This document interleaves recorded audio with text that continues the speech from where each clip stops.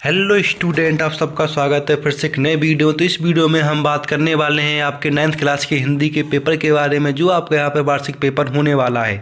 ये पेपर आपका यहाँ पे 5 फरवरी को ये पेपर होने वाला है। तो इसकी पूरी की पूरी बात इस वीडियो में करने वाला हूँ। तो वीडियो को आपको यहाँ पर लास्ट तक देख लेना। अगर चैनल पर पहली बार तो चैनल को आपको यहाँ पर सब्सक्राइब कर लेना है। तो जो आपका यहाँ पर 9th क्लास का हिंदी का पेपर होने वाला है, इस पेपर के बारे में पूरा का पूरा फुल सोल्यूशन इस वीडियो में देने वाला हूँ। तो वीडियो को आपको यहाँ पर लास्ट तक देखना है। चैनल पर पहली बार तो चैनल को आपको सब्सक्राइब कर लेना है।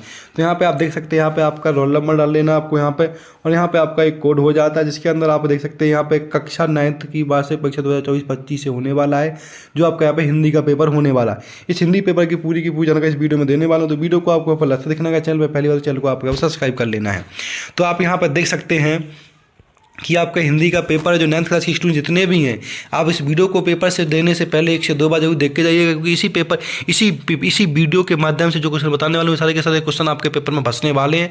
तो इस वीडियो को 1 से 2 बार देख के आपको जरूर जाना है। तो यहाँ पे आप देख सकते हैं, आपके सामने टोटल 23 क्वेश्चन होने वाले हैं और 3 घंटे का आपको यहाँ पर समय मिलने वाला है। ठीक है, इसके बाद टोटल आपका यहाँ पर 75 नंबर का पेपर होने वाला, मतलब 75 के 75 नंबर आपके इसी वीडियो के माध्यम से आ जाएंगे। अगर आपने इस वीडियो को ध्यान से समझा और उसको देखा, जो यहाँ पर मैंने बताया, अगर आपने उसको फॉलो कर लिया, तो आपके 75 के 75 नंबर यहीं से पूरे के पूरे बनने वाले हैं। आप तो यहाँ से इस वीडियो को जरूर देख के जाना है। तो अब हम चलते हैं अपने प्रश्नों की बात करते हैं। कौन कौन से प्रश्न इसमें पूछे जा सकते हैं, कौन कौन से प्रश्न आपसे नहीं पूछे नहीं जा सकते हैं। तो यहाँ पे आप देख सकते हैं कि यहाँ पे आपके नियम दे रखे कि कौन कौन से आपको यहाँ पे निर्देश फॉलो करने। इसमें पहला लिखा है कि सभी प्रश्न करना अनिवार्य है, और यहाँ पे लिखा है कि प्रत्येक प्रश्न के लिए आवंटित अंक उसके सम्मुख अंकित कर दिए गए हैं। ठीक है, इसके बाद यहाँ पे और भी दे रखे। तो इन सारे के सारे नियमों को आपको सभी ध्यान से पढ़ लेना है। अब हम चलते हैं पहले प्रश्न, क्योंकि पहला प्रश्न इसमें क्या पूछा गया। तो जितने स्टूडेंट हैं चैनल को सब्सक्राइब के जरूर कर लें, और वीडियो को ज़्यादा से ज़्यादा शेयर करें। उस वीडियो को लास्ट तक जरूर देखें, स्किप ना करें, क्योंकि सारे के सारे प्रश्नों के आंसर वीडियो में मैं बताने वाला हूँ। तो चलो चलते हैं पहले प्रश्न, क्योंकि पहला प्रश्न इसमें क्या पूछा गया। तो पहला प्रश्न आपका इसमें पूछा गया, हम उसकी यहाँ पर बात कर ले। तो देख सकते हैं आप यहाँ पे कि पहला प्रश्न जो आपसे यहाँ पर पूछा गया, उसकी यहाँ पर पूरी की पूरी मैं बात करने वाला हूँ। तो यहाँ पर जो पहला प्रश्न आपसे पूछा गया, उसकी यहाँ पे बात कर लेते। तो पहला प्रश्न पूछा गया आपसे कि निम्नलिखित प्रश्नों में से सही विकल्प का चयन कीजिए। जो आपके यहाँ पर टोटल 6 नंबर के प्रश्न होने वाले हैं, 1 नंबर का एक प्रश्न यहाँ पे होने वाला है। पहला प्रश्न पूछा गया कि हिंदी साहित्य का सर्वाधिक लोकप्रिय महाकाव्य कौन सा है। हिंदी साहित्य का सर्वाधिक लोकप्रिय महाकाव्य कौन सा है। पद्मावत है, पृथ्वीराज रासो है, साकेत है, रामचरितमानस है। तो यहाँ पर ऑप्शन आ जाएगा आपका रामचरितमानस है। ठीक है, प्रश्न नंबर दूसरा पूछा गया कि काव्य के भेद माने गए हैं। काव्य के भेद माने गए, कितने माने गए। 2 माने गए, 3, 4 या 5। काव्य के कितने भेद, काव्य के 2 भेद माने गए हैं। तो यहाँ पर दूसरे का ऑप्शन हो जाएगा। प्रश्न नंबर तीसरे की बात कर लेते हैं। तीसरे में क्या पूछा गया। प्रश्न नंबर तीसरे में पूछा गया है कि कबीर दास की रचना है। कौन कौन सी कबीर दास की रचना। साकेत, बीजक, कुरुक्षेत्र या यामा। तो यहाँ पे तीसरे का ऑप्शन आपका आ जाएगा बीजक। ठीक है, प्रश्न नंबर चौथा में पूछा गया आपसे काजी हौस का चौकीदार लालटेन लेकर आता था। काजी हौस का चौकीदार लालटेन लेकर आता था, सही या गलत। मतलब इसमें बताना क्या ऑप्शन आपका होने वाला है। मारने, खाना देने, हाजिरी लेने या पानी देने, क्या करने आता था। तो इसका ऑप्शन आ जाएगा हाजिरी लेने। क्या आता था, हाजिरी लेने आता था। प्रश्न नंबर 5 की बात करें। प्रश्न नंबर 5 में क्या पूछा। प्रश्न नंबर 5 में आपसे पूछा गया है, इस जल प्रलय में पाठ की विधा है। इस जल प्रलय में पाठ की विधा कौन सी विधा है। कहानी, रिपोर्टाज, उपन्यास, नाटक। तो यहाँ पे क्या आ जाएगा आपका, इसमें आपका आ जाएगा रिपोर्टाज। क्या आ जाएगा, रिपोर्टाज आपका यहाँ पे आ जाएगा। प्रश्न नंबर 6 में पूछा गया आपसे एकांकी में अंक होता है। एकांकी में कितना अंक होता है। 1, 3, 5, 1 भी नहीं। तो यहाँ पे आ जाएगा 1। एकांकी में कितना होता है, 1 यहाँ पे आपका हो जाएगा।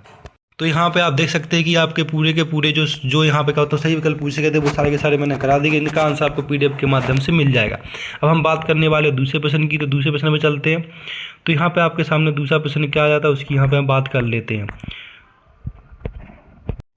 तो यहाँ पे आपको दूसरा प्रश्न स्टार्ट होता है, जिसके अंदर आपको रिक्त स्थान भरने हैं। इनका रिक्त स्थान का पूरा जो PDF आपको PDF में दिख जाएगा। यहाँ पे आपके 2 प्रश्न कट चुके, उनके मैं आंसर आपको यहाँ पे बता देता हूँ। बाकी के आंसर जो प्रश्न उसका बनने वाला वो आपको PDF में मिल जाएगा। तो यहाँ पर जो पहला आपका प्रश्न यहाँ पे बनने वाला, पहला प्रश्न देख लीजिएगा। तो पहला प्रश्न आपका यहाँ पे बनने वाला है, जिसमें आपको पहले प्रश्न में क्या लिख देना है, पहले प्रश्न में आपको यहाँ पे लिख देना भक्ति काल। क्या लिख देना है यहाँ पे पहले प्रश्न में, भक्ति काल आपको लिख देना खाली स्थान के, ठीक है। इसके बाद दूसरे वाले में आपको यहाँ पे क्या, दूसरे वाले में आपको लिख देना यहाँ पे साहेब, क्या भर देना है दूसरे वाले में आपको यहाँ पे साहेब भर देना। तो इस तरह से आपका 2 और 1 पूरा का पूरा हो जाता है। अब हम बात करने वाले हैं तीसरे की। तीसरे खाली स्थान में क्या भरने वाले, तीसरे को देख लीजिएगा। तो तीसरे में आपसे पूछा गया कि रामचरितमानस खाली स्थान क्या है, महाकाव्य, खंड काव्य या असंख्य नायक है, क्या है आपका। तो तीसरे में आपका यहाँ पे आ जाएगा महाकाव्य। क्या लिख दोगे आप यहाँ पे तीसरे में, महाकाव्य लिख दोगे। चौथे में मात्रिक छंद में खाली स्थान की गणना की जाती, कैसे की जाती, मात्राओं की, शब्दों की या फिर वर्णों की। तो यहाँ पे आ जाएगी मात्राओं की गणना की, किसकी गणना की जाती है, मात्राओं की गणना की जाती है। प्रश्न नंबर 5 में पूछा गया कि बे वाले शब्दांश जो शब्द बनते समय आरंभ में लगते हैं खाली स्थान कहलाते, प्रत्यय, उपसर्ग, विलोम क्या कहलाते हैं, उपसर्ग कहलाते, क्या आ जाएगा, उपसर्ग आ जाएगा, ठीक है। प्रश्न नंबर 6 में क्या पूछा गया, प्रश्न नंबर 6 से पूछा गया कि यहाँ पे करुण रस का स्थायी भाव होता है, रति, शोक, क्रोध, क्या हो जाएगा, शोक।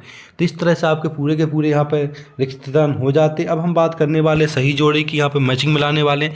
तो मैचिंग को आपको यहाँ पर ध्यान से देख लेना है। जो आपका यहाँ पर तीसरा नंबर का प्रश्न यहाँ पे होने वाला, तो मैचिंग को आप ध्यान से देख सकते हैं। तो यहाँ पर मैचिंग की मैं बात करने वाला हूँ, तो यहाँ पर देख लीजिएगा। प्रश्न नंबर जो तीसरा आपका यहाँ पर बनता है, इसके अंदर पूछा गया कि निम्नलिखित जोड़ियों का सही मिलान कीजिए जो आपके यहाँ पर 6 नंबर की होने वाली हैं। आपको आ और बा को यहाँ पर पूरा का पूरा मैच कर लेना। तो यहाँ पर देख सकते हैं आ और बा को आपको पूरा का पूरा यहाँ पे मैच करना है। तो पहला आप देख लीजिएगा, जो पहली आपकी यहाँ पे मैचिंग होने वाली है वो आपकी यहाँ पे, जहाँ पे पूछा गया कि लहसा की ओर, तो आपका यहाँ पे क्या आ जाएगा, राहुल संकृत्यापन, ठीक है, 4 ऑप्शन हो जाएगा। दूसरे में पूछा गया माखन लाल चतुर्वेदी, तो माखन लाल चतुर्वेदी का आपको आ जाएगा एक भारतीय आत्मा। प्रश्न नंबर तीसरे में पूछा गया कि रस के अंग, क्या पूछा गया यहाँ पे, रस के अंग। तो यहाँ पर तीसरे का आपका यहाँ पे हो जाएगा, क्या हो जाएगा, तीसरे का आपका यहाँ पे हो जाएगा 4, कितने 4 लगा देने। प्रश्न नंबर चौथे में आपसे पूछा गया यहाँ पे, चौथे का क्या हो जाएगा आपका यहाँ पर, चौथे का आपका यहाँ पे हो जाएगा घा, जिसमें 3 भर देना है, ठीक है। प्रश्न नंबर 5 में यहाँ पे पूछा गया कि पंचवटी का क्या हो जाएगा, पंचवटी का आपका यहाँ पे हो जाएगा। तो पंचवटी में आपको यहाँ पे पंचवटी में आपको भर देना खंड काव्य, क्या भर देना, खंड काव्य। इसका 6 वाले में घर का नौकर आपको यहाँ पे भर देना खा, जिसमें आपका आ जाएगा रतन, ठीक है। तो इस तरह से मैचिंग को आपको पूरा का पूरा यहाँ पे मैच कर लेना। मैचिंग मैंने पूरी की पूरी आपको यहाँ पे बता दी है। अब हम बात करने वाले नेक्स्ट प्रश्न। तो नेक्स्ट प्रश्न आपके यहाँ पे क्या पूछा गया, उसकी यहाँ पे हम बात करने वाले। तो नेक्स्ट प्रश्न आपसे यहाँ पे पूछा गया 4th नंबर प्रश्न। 4th वाले प्रश्न में क्या पूछा गया वो भी यहाँ पे बात कर लेते। प्रश्न नंबर 4 में पूछा गया कि निम्नलिखित प्रश्नों के उत्तर एक वाक्य में लिखिए। जो 6 प्रश्न पूछे जाने वाले, 6 नंबर के आपके प्रश्न होने वाले, 1 नंबर का 1 प्रश्न। तो पहला प्रश्न पूछा गया कि रस खान किसके अन्याय भक्त थे, रस खान किसके अन्याय भक्त थे। तो यहाँ पे पहले का आपका आ जाएगा श्री कृष्ण, क्या आ जाएगा, श्री कृष्ण आ जाएगा, ठीक है, पहले का। प्रश्न नंबर दूसरे में क्या पूछा गया, दूसरे में पूछा गया कि साहित्यिक पुरखे किसे कहा गया है, साहित्यिक पुरखे किसे कहा गया है। दूसरे का आपका आ जाएगा मुंशी प्रेमचंद, क्या आ जाएगा यहाँ पे, मुंशी प्रेमचंद, क्या आ जाएगा, मुंशी प्रेमचंद कर लेना आपको यहाँ पर।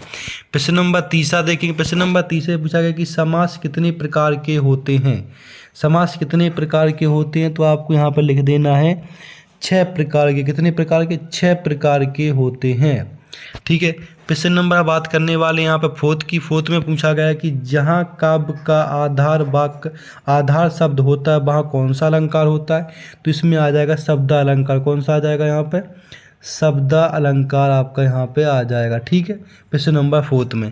प्रश्न नंबर 5 में क्या पूछा गया? प्रश्न नंबर 5 में पूछा गया कि लोक में प्रचलित उक्ति क्या कहलाती है? लोक में प्रचलित उक्ति क्या कहलाती है?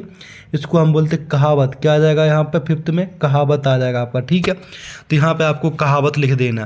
प्रश्न नंबर 6 में पूछा गया कि शादी के बाद लेखिका मृदुला गर्ग कहाँ रहने लगी? शादी के बाद लेखिका मृदुला गर्ग कहाँ रहने लगी? तो यहाँ पे लिख देना आपको बिहार के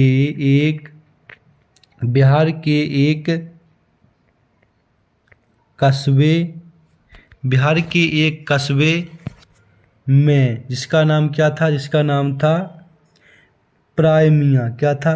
प्राइमिया लिख देना आप। यहाँ पे आप लिख देना, आपको क्या बोलता हूँ, प्राइमिया के नगर में रहती थी।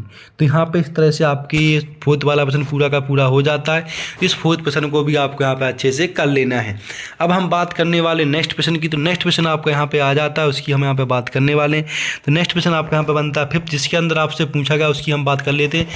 तो प्रश्न नंबर 5 में पूछा गया निम्नलिखित कथनों में से सत्य अथवा असत्य छाट कर लिखिए, जिसमें 6 प्रश्न पूछे जाने वाले हैं और 6 नंबर के प्रश्न आपके यहाँ पे होने वाले हैं। तो पहला प्रश्न क्या पूछा गया, हम उसकी बात कर ले। तो यहाँ पर देख लीजिएगा आप, यहाँ पर पहला प्रश्न क्या पूछा गया आपसे। तो यहाँ पर पहला प्रश्न आपसे पूछा गया कि सुमित्रा नंदन पंत प्रगति प्रेमी कवि थी, सही या गलत? तो एकदम सही आ जाएगा आपका यहाँ पर। प्रश्न नंबर 2 में खंड काव्य की कथा वस्तु विस्तृत होती है, सही या गलत? ये आपका असत्य हो जाएगा। प्रश्न नंबर 3 में लॉरेंस को कबूतर से प्रेम था, सही या गलत? ये एकदम गलत हो जाएगा आपका। प्रश्न नंबर 4 में विचार विनिमय के माध्यम को भाषा कहते हैं, ये आपका सही हो जाएगा। प्रश्न नंबर 5 में विभीषिका से तात्पर्य भयंकरता से है, सही या गलत? ये आपका एकदम सत्य हो जाएगा। प्रश्न नंबर 6 में पूछा गया कि राम स्वरूप की पत्नी का नाम प्रेमा था, राम स्वरूप की पत्नी का नाम प्रेमा था, ये भी बात एकदम सही है। तो इस तरह से आपका 5th वाले सत्य असत्य पूरे के पूरे मैंने करा दी गई, तो इनको भी आपको अच्छे से याद कर लेना है। अब हम बात करने वाले प्रश्न नंबर 6 में, जिसमें पूछा गया कि छायावाद की कोई 2 विशेषताएं लिखिए, जो आपका 2 नंबर का प्रश्न होने वाला है। या फिर इसका अथवा वाला प्रश्न भी कर सकते हैं। अथवा वाला प्रश्न देख लीजिएगा आप यहाँ पे, जिसमें पूछा गया कि पद साहित्य के इतिहास को कितने भागों में विभाजित किया गया, इनके नाम लिखिए। प्रश्न नंबर 7 में पूछा गया कि सुमित्रा नंदन पंत अथवा माखनलाल चतुर्वेदी के भाव सौंदर्य की 2 विशेषताएं लिखिए। इन दोनों में से किसी एक की आपको भाव सौंदर्य की विशेषताएं लिखनी है 2, जिसका